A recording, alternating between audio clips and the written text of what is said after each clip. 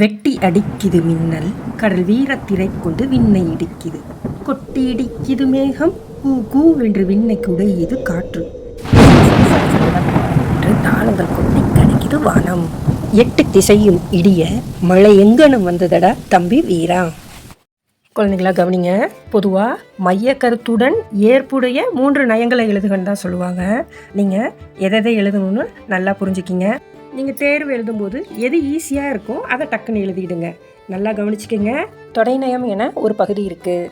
அதில் தான் மோனை நயம், எதுகை நயம், இயைபு, முரண் எல்லாமே வரும். அதனால் நீ மோனை எதுகையெல்லாம் எண்ணிக்கைக்கு எடுத்துக்கக்கூடாது. ஓகேவா?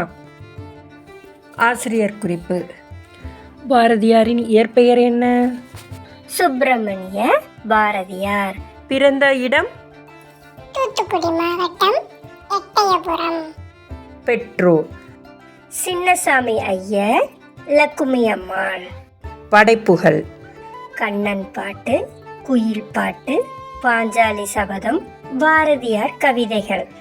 சிறப்பு பெயர்? பாரதி, தேசிய கவி, மகாகவி. இன்னும் பல பெயர் இருக்கு. உரைநடை? ஞானரதம், தராசு, சந்திரிகையின் கதை. இவையெல்லாம் பாரதியாரின் உரைநடைகள். ஓகே, இப்போ திரண்ட கருத்துக்கு வரலாமா? வாழைக்கு அழகு குருத்து, பாடலுக்கு அழகு கருத்து. மழை வருவதற்கான அடையாளமாக மின்னல் வந்தது. கடல் அலையின் சத்தம் வானை பிளக்குகிறது. மேகத்தின் இடி இடிக்கும் ஒலி கேட்கிறது. காற்றின் ஒலியோ காதை கிழிக்கிறது. இடி இடிக்கும் ஓசையோ வெவ்வேறு விதத்தில் கேட்கிறது. 8 திசையிலிருந்தும் மின்னலும் இடியும் வருகிறது. ஆனால் மழை வந்துவிடவில்லை.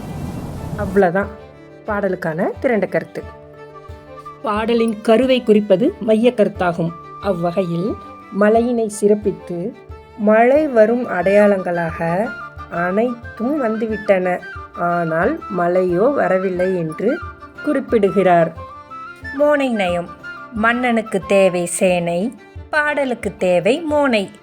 முதல் எழுத்து ஒன்றி வர தொடுப்பது மோனை நயம்னு சொல்கிறாங்க. அப்போ பாடல் வரிகளில் முதல் எழுத்து என்னென்ன ஒரே மாதிரி வந்திருக்குன்னு பாருங்க.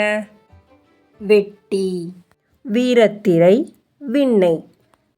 8 திசை, எங்கனம், கொட்டி, கூவென்று. அடுத்தது எதுகை நயம். மதுரைக்கு அழகு வைகை, பாடலுக்கு அழகு எதுகை. 2ஆம் எழுத்து ஒன்றி வர தொடுப்பது எதுகை நயம். வெட்டி, கொட்டி, சட்டச்சட, 8 திசையும். இதே மாதிரி 2வது எழுத்து எங்கெல்லாம் ஒரே மாதிரி அல்லது ஒரே வரிசையில் வருதோ அதெல்லாம் எடுத்து எழுதிடுங்க. அடுத்தது சந்தநயம். சந்தமில்லா பாட்டு, சொந்தமில்லா வீடு போன்றது. செவிகளுக்கு இனிய ஓசை தருமாறு புனையப்படுவதே சந்தமாகும். சிந்துப்பா வகையை சார்ந்ததுன்னு எழுதிடுங்க. சிந்துப்பான்னு கண்டுபிடிக்கிறதுக்கு ஈஸியான வழி ஒன்று இருக்குது. நான் சொல்லட்டா? பாடலில் பாருங்கள். பாடலோட கடைசியில் ஒரு ஹைஃபன் போட்டு கடல், ஹைஃபன் போட்டு கூ, இது மாதிரி இருக்கா? ஹைஃபன் போட்டு ஒரு வார்த்தை, ஒரே ஒரு வார்த்தை மட்டும் தனியாக வந்துச்சு அப்படின்னாவே ஈஸியாக எழுதிடலாம் இது சிந்துப்பா வகையை சார்ந்தது என்று. அடுத்தது அணிநயம். அணியற்ற பாடல் அழகற்று போகும். இப்பாடலின் ஆசிரியர் தன் கருத்தை உள்ளது உள்ளபடியே கூறியிருப்பதால் இதில் பயின்று வரும் அணி என்ன? இயல்பு நவிர்ச்சி அணி. அடுத்தது சுவை நயம். உணவுக்கு தேவை அறுசுவை, செய்யுளுக்கு தேவை ஒன்பான் சுவை. இப்பாடலை கவிஞர் எப்படி பாடியிருக்காரு? மழையை பெருமிதப்படுத்தி பாடியிருக்காரா? அதனால் இதோட சுவை எப்படி இருக்கான்? பெருமித சுவையாக இருக்கான். கடைசியாக தலைப்பு கொடுத்துடலாம். தலைப்பில்லா பாட்டு, தலையில்லா உடல் போன்றது.